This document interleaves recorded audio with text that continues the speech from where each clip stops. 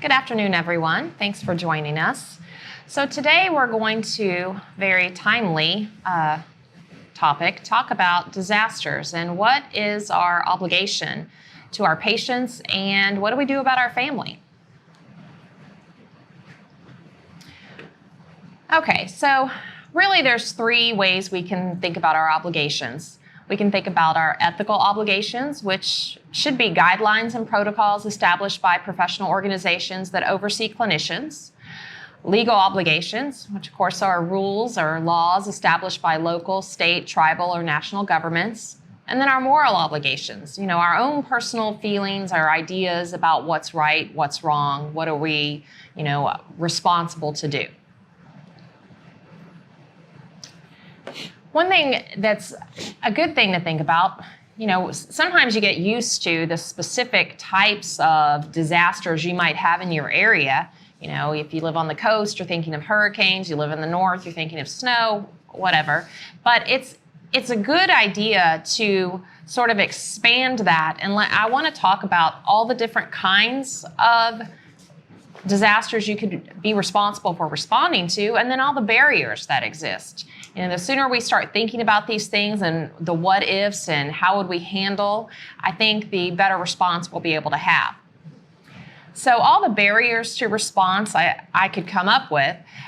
First one, transportation. Now that really applies to if you're in a real urban area and perhaps you use mass transit, because mass transit could be down or it could be unsafe depending on the kind of disaster that's happening. So do you have alternate ways to get to work? And if not, does your employer or hospital know that might be a barrier for you? Of course, childcare is always a real concern for parents. Often the childcare places are closed, or if it's an extended period of time that you're going to be asked to respond, you don't have anywhere to put your child overnight. Elder care can be a concern, of course, pet care, and then just in general, dangerous conditions. Is it dangerous weather? Are the roads or bridges impassable? Or is it going to be physical danger for yourself, depending on what kind of response it's going to be? So the types of disasters that I researched and came up with that are actually the ones that the government considers emergency responses to would be, for hospitals, would be a mass casualty. That could be anything from, a train or something like 9/11, environmental, something like an oil spill, not that typically affects us specifically, but just in general. Some kind of chemical spill, some kind of nuclear, radiological incident, intentional or accidental, biowarfare. It wasn't that long ago that we were all worried about anthrax. And, how would we respond to that? Would you be comfortable responding to that? Severe weather, although it says severe weather, it should say severe weather. Disease outbreak or pandemic. All right, as far as guidelines, so these would be our ethical obligations. I started first with what physicians are expected to do. Now, according to the American Medical Association website, this is how they cover disaster response with physicians. And I thought it was worth pointing out a few things. I know you can all read this yourself, but it does say that the obligation is on the physician to come care for patients in times of disaster. But the second paragraph, if you read that, I think is very interesting. Kind of gives them a little bit of leeway where it says, the physician workforce is not an unlimited resource. Therefore, when providing care, with its inherent dangers, physicians also have an obligation to evaluate the risk if they're going to be able to give future care. If they're putting themselves in such danger that it's going to limit or completely stop their care in the future for other patients, and that might give them pause and they might have to have a different response. I also found some interesting information in the nurse guidelines, and this is from the American Nurse Association website.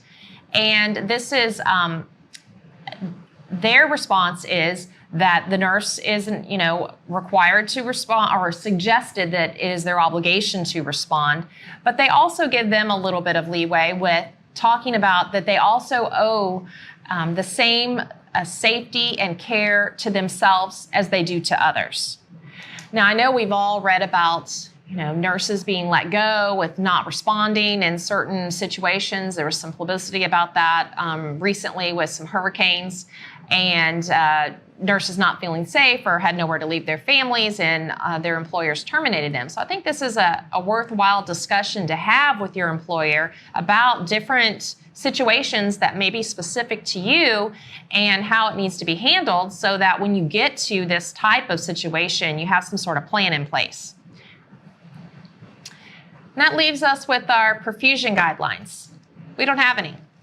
I could not find anything that details any sort of disaster response expectations. We have, of course, ethics that that are set out for us by the American boards, and AMSEC has also, some additional ethical obligations. I don't know about state perfusion societies. They may have some specific to their state, but I know that I wasn't able to find anything. So that really leaves it up to the employers what our disaster response is going to be. And is that really something that we think is correct? I think as a profession, we should probably have this addressed in our ethics. And then it's up to your team to work with the employers, especially if you work for a hospital institution, to come up with a plan that's going to work for the entire team. Having those disaster plans in place prior to having a disaster really makes it run smoothly. All the nursing departments are going to have it. Doctors have already talked about it. So make sure that perfusion is also a part of that. And if you work independently or if you work for a contract staffing group, make sure that that's also something that's being discussed with your management, so that people are able to have the proper expectations and make the proper arrangements so that we're still able to perform in this type of situation. So really, it comes down to what your personal thoughts are. What do you think your moral obligation is? What your employer is requiring of you? And if it's what's going to be needed in your particular community. Thank you. That was short and to the point, Miss Tammy Sparacino. So I think they're very good. I think we can have a real good discussion on this. And please, let's open the phone lines up in case somebody wants to call. Yes. We'd love to hear what plans you have in place. If you have a plan, if you've thought about this, or any issues that you might have had in the past with some sort of disaster response. I think this is really something that is worthwhile discussion. There's not a lot of information on it. I mean, I could give you my opinion of what I think, but let's hear it. I absolutely think that there should be something in the works already by every perfusionist team out there, because sometimes you might assume, well, I'm the youngest, or I'm the oldest, or I have kids and they don't. But those aren't the kind of considerations that need to be decided in the moment of a disaster. Mm-hmm. Some disasters happen without any planning. I mean, we know that. There could be a mass casualty of some sort, and we're not watching it on the Weather Channel for days knowing it's going to happen, or watching it on the news like we have been with the COVID-19. So this is something that, really needs to take some thought, some planning with your administrators, and have some sort of process in place. Mm-hmm. I think that's very good. So let me throw this out at you, and I think this will be, like I said, a very lively discussion, especially about the ethical, moral perspective of this. So one is, I'm going to use Puerto Rico as an example. Okay. They had Hurricane Maria, okay? And a friend of mine, great guy, wonderful perfusionist, was told by his company that the hospital is demanding that you go there, and of course, Puerto Rico was devastated, right? And stay in the hospital okay, for perfusion coverage. So he normally lives in Puerto Rico. He normally works at this hospital, Yes. but they're asking for him to shelter in place, but at the hospital. Correct. Okay. And of course, that was a devastating, his area was devastating. Okay. And a young wife, kids, family situation. The reason, and when I first heard this, my first reaction was, I don't think you should have, I think you should have done the opposite until I understood the whole thing. Mm-hmm. He said, absolutely not. Mm-hmm. There was no surgeon. I agree with that. No surgeon was in the hospital. So what is the perfusionist's obligation? And I know this can, we can go down a lot of different rabbit holes with this because you have ECMO. Any physician, if they can get the cannulas in, you could put somebody on rudimentary VA ECMO, even though they might need VV, but you can do VV with a 2 double cannulation technique if they can find the vein. It's risky, but any physician, if the hospital will allow them to do it, could technically do it. But if there's no surgeon there to do heart surgery and you're not providing ECMO, so let's just take that out of the equation, why would you need to be there? You really don't. Right. And it's almost, but I don't really know. I don't know what the right answer is. An ethicist would have, I don't know how they would view this. Well, I had that exact situation happen to me, previous employer, and that was also, they were requiring the nursing staff and the surgical techs and et cetera to stay in-house, and they wanted the same for perfusion. And I said, okay, well, what surgeon's going to be here?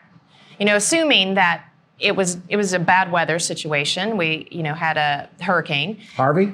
Yes. Yeah, because I have some experience with Harvey too, but go ahead. Okay, so that was my question. And I said, assuming that people can get to and from work, of course the roadways have to be open.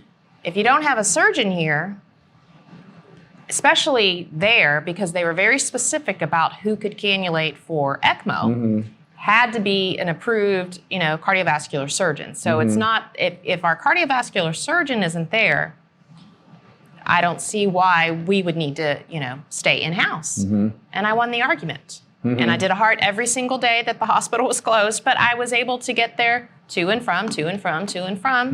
And so it was fine. And they were all scheduled and, it was perfectly fine. Now, if it had been a situation where you couldn't get to the hospital, then I can see that. Because actually that happened. I was able to get to the hospital for a scheduled surgery on a Monday. I think it was a Monday, actually, because it came through like on Saturday, right? Yes. But then the surgeon couldn't get there. We had to wait. So we had to postpone it. And then the next day, the roads flooding had subsided and we were able to proceed. Right, because not every one of these hospitals has employed, in fact, many of them just don't, an employed in-house surgeon that would do that. They have to care for patients in multiple hospitals. Right. And, everybody knows that there is a shortage of cardiac surgeons and it's getting worse. So, there's another big problem that exists. They have to go to multiple different hospitals. They can't be at one place. Well, and the disaster planning of already knowing your teams is so important. I was very fortunate at my institution. They had a great plan in place. And you already knew who was going to be the pre, the during, and the post teams. And so people could make proper arrangements, especially with childcare or elder care. You have other people depending on you at home that you could take care of that. So, if you knew you were the pre and you knew a storm was coming in, if it was a hurricane, let's say, then you're making those arrangements in advance and not in a panic when that afternoon they just say you're not leaving. Unless you're in a place that has earthquakes. Yeah. and it's unpredictable. Right. And now you're in a completely different paradigm. Well, and that happened to me as well. I was last person at the hospital, so not actually on call. I wasn't the call person, but I just happened to be there the longest that day. And we had an ice storm come in and just said, "You're not leaving." And so we didn't leave, but that exact situation, I was fortunate that I didn't have small children at home, that I would have to, make arrangements that I wouldn't normally make arrangements, because my parents would be glad to help, but with bad weather, they're not going to come out and drive in the ice, and then you don't want to put your children on the roadways. So, I mean, that exact same kind of could happen. Even the point is I never expected an ice storm would keep me from going home that day, but that's exactly what happens. Well, I mean, I've had that happen too, where I've been working in a city. There was, the bridges were frozen. The perfusionist that needed to go do an emergency was on the other side of the bridge. The bridge was closed. You took traffic. They shut it down. Couldn't get there. I was on the opposite side of the bridge. You were on the good side. So I was on the good side. So, I got called. And of course, sure, I'll go in and take care of the case. And that's exactly how we handled Harvey as well. I had the easiest route getting to the hospital. So rather than putting other people, on the team in peril, I just said, I'll just come in and do all the cases until, this is passed. Yeah, and likely if you had small children, they're probably, and you're at work anyway, so you got told you have to stay there. Yeah. They're already being cared for somebody. They're either at a daycare center or whatever Unless it is. they're coming home on the bus from school. Yeah, that's true. That's true. What do you do? I don't know. I don't know. But that's a very good point. And we had that discussion, a little bit with the women in perfusion. It sounds almost like, and it's really not about women in perfusion, people with families, and because there's a lot of fellows out there that are parents, and they're responsible. They can be responsible for getting the kids off the bus or whatever. Right. It's not just a woman's job. And I sort of wish we'd redo that program and call it something else. But when you have two people who are both on call, that's how it is in my family. Yes. My husband's essential, and bad weather, he's going to be on call too. Yep. That's right. That's a very good point. Yeah. And then what do you do? Right. Well, you don't have small kids at home. That's good. Thank goodness. But it reminds me of, I don't know if you remember the Florida shooting. And I know this is an very extreme example, and that deputy stayed outside and was vilified as a coward. And I think, how much of that do you think plays a role in the psychology of medical professionals when something happens and you're confronted with wanting to protect your family or yourself and our responsibility to be a part of a healthcare system, even though there's no surgeon, we are medically trained. There's a lot of things we can do. Absolutely. If it was a mass casualty, we all know how to hold pressure on a bleeding vessel. How much of that do you think contributes? I think that's got to be something that everyone thinks about. Even if it's just for a second, we all think about, how's this going to impact my family? Even in the current situation we're in now, I think we're all fairly used to being around people who are infectious. However, especially when this was novel and not really known what was going to happen, people are considering, this is endangering my family. I have someone at risk who lives with me. I don't have anywhere I can put them. What do I need to do? I know I took extra precautions. I was taking my shoes off outside and Lysoling them, and they stayed there. And then until I could make it to the shower, I carried a Lysol can with me, and every doorknob that I touched until I got in the shower was being sprayed, because I didn't know. And I was worried that I might bring something home to my family, So out of curiosity, I want your opinion on this too. Do you think that the lack of guidance from our professional organizations on this matter, unlike what exists through the AMA and the ANA, which you showed us, how much of our lack of guidance contributes to how we would be perceived on making whatever decision we made at that moment? Or do you think that the common person's analysis of this, just the average individual, non-medical or medical, doesn't make any difference, how they would perceive whatever our decision was? Well, I think without guidelines, and I know we're much smaller than nurses and physicians, and so I understand that often, we're expected to just mirror, either one of those as an appropriate way to respond. And I'm sure if we had these guidelines, they would be very similar to the exact ones that I've already shown you. Or by our employer, have some sort of guidelines. So maybe that's why this hasn't been addressed. But I just think as a professional, our own profession, we should be responsible for making sure we have all of our ethics and expectations clear to, our colleagues. But I think that what you're getting at is, would it be looked as if let's say the decision was not to go and something horrible happened, would people view it as a personal decision, or would it reflect badly on our profession? Is that what you're asking? Because we have a lack of specific guidelines? Personally bad, but would it be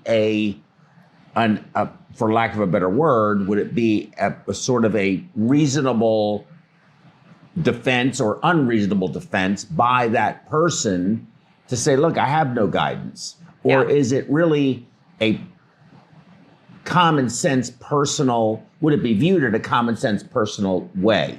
For example, and again, I wasn't the cop at that shooting. Right. I'm not him. He didn't rush in there.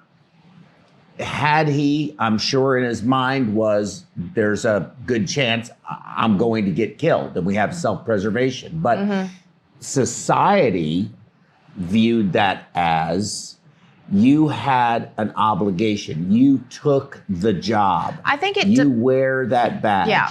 You are a coward. He's branded a coward. I mean, he has to live with it, whatever his decision was. And I'm grateful that I'm not him and was never put in that position, because, you think you know what you would do, but you don't until you're in that situation. But same thing applies to healthcare professionals, that something happens and you can take it, you could say one of two things. There's a perfusionist. Well, there's no heart surgeon there, and it's not heart surgery, so I really don't need to go. But once again, we're part of a larger healthcare delivery team. There's a lot of things we know how to do besides run the heart-lung machine during open heart surgery. Do we run to danger or do we not? What's our obligation for that? Notwithstanding the issue with kids and family and infections and so forth.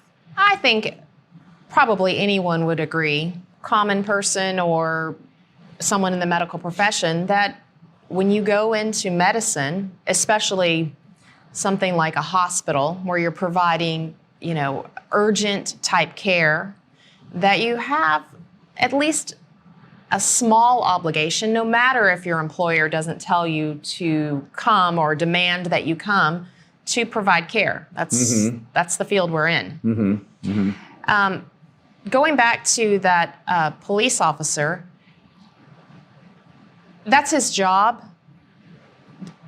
And I think that it was viewed so harshly because of, it was such a violent act, and people wanted to be able to be angry at someone that they could.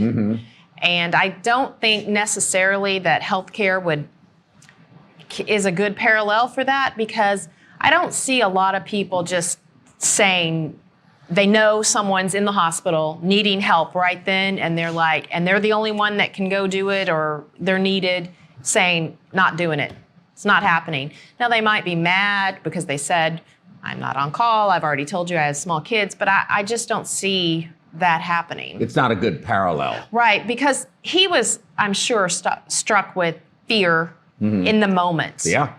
And I don't think that any situation that I've encountered for healthcare that's, now maybe if we're having to go through a war zone to get there because we've been attacked or something, that might be a little more parallel, that you're worried you're not going to even make it to do what you need to do, which I would think that's probably what was maybe going through his mind, So I don't know.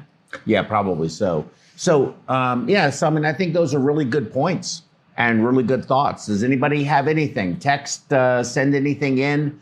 I still have, of course, a lot of questions about all of this because there's hurricanes, there's weather, there's earthquakes, natural disasters, there's infection. We just went through this, okay? We just had, as an organization, separate from our education platform, but our clinical practice, where we had to say, nobody can go anywhere. You all, and this was before the shelter-in-place orders were enacted. Well, because we were preparing. We didn't know what was going to happen. Yeah. Were we going to have a flood of patients and everybody going on ECMO and dividing everybody up? But we too have people within our group, understandably, and I think this is a natural reaction. I don't know what this disease is. I don't know how contagious this disease is.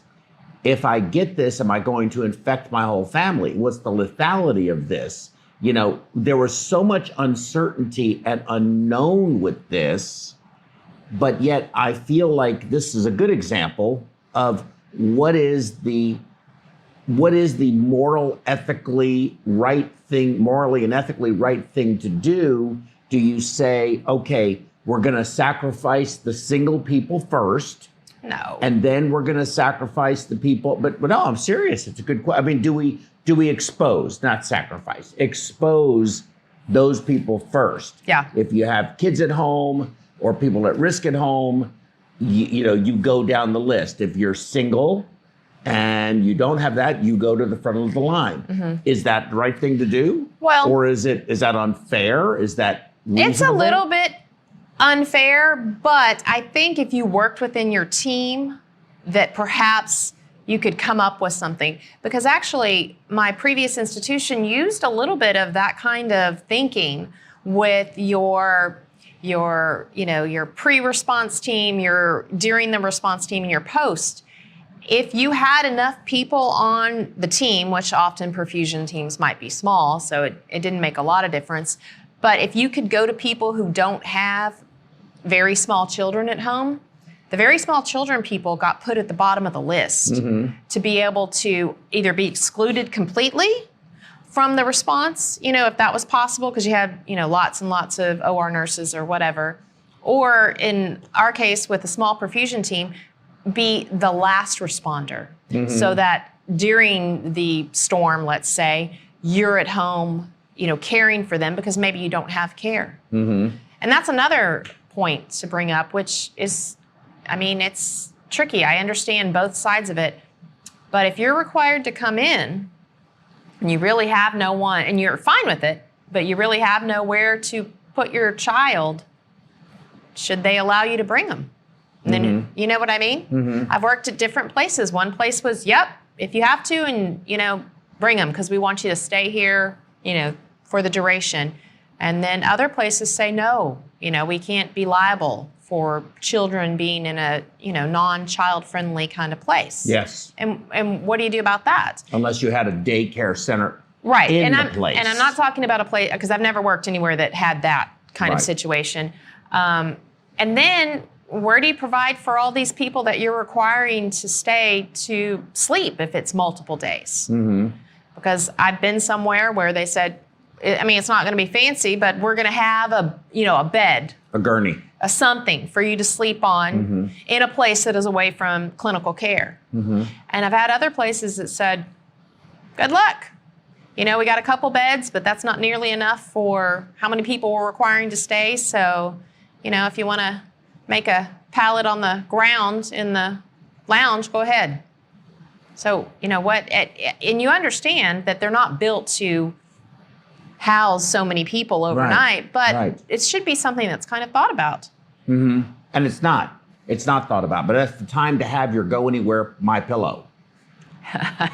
That's am I right? I am right. Okay, so let's do this. I'm gonna give everybody a chance to sort of maybe go back and look at anything in case you are and you have a question or something. We're gonna take a short break, short recess. My talk is gonna be a little long. Okay, that works out perfect. Yes, it does. It actually works out perfect. But these are, I mean, we didn't answer any questions. No, but it's a discussion that needs to be had. It's provocative, and it's something that we need to be thinking about, and it's something that we need to address as an organization, as a company. I feel like I need to address it better because we don't have really a fixed standard. And this has been a wake-up call to me for getting that. Mm-hmm. I think we have to have it in our, I guess you call it SOP. Yeah. So we have to have that, I think, in our SOP. Okay, So what do you think about that, guys? Can we go to a short commercial? Maybe run our sponsor ads to thank them for supporting us, and then we'll come back. Yeah. Sounds good.